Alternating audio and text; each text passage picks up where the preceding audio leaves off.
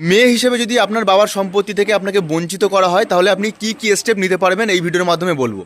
সবার প্রথমে আপনাকে ঠিক করতে হবে যে সেই প্রপার্টি অ্যানসেস্ট্রাল কিনা বা পৈতৃক সম্পত্তি কিনা বা আপনার বাবার সেলফ অ্যাকোয়ার্ড প্রপার্টি কিনা, এই দুটো সবার প্রথমে নির্ধারণ করতে হবে।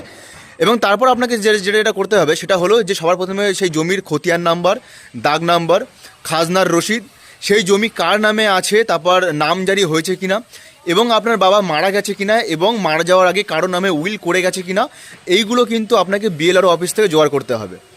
নাম্বার 2, আপনার পরিবারকে একটা লিগ্যাল নোটিশ পাঠাতে হবে একজন অ্যাডভোকেটের মাধ্যমে, এবং সেখানে লেখা থাকবে যে আপনি কেন লিগ্যাল নোটিশটা পাঠাচ্ছেন এবং আপনি কী চান।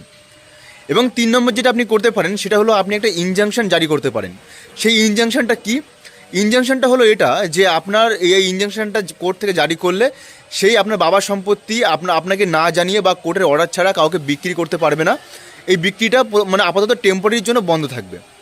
আর 4 নম্বর হলো যদি আপনাকে শারীরিক বা মানসিকভাবে হুমকি দিয়ে থাকে তাহলে কিন্তু আপনি থানায় গিয়ে একটা জিডি বা এফআইআর করতে পারেন। তো এই ভিডিওটা সেভ করে রাখুন যদি আপনি একজন কন্যা সন্তান হয়ে থাকেন এবং আপনার যদি আপনার বাবার সম্পত্তি থেকে বঞ্চিত করা হয়।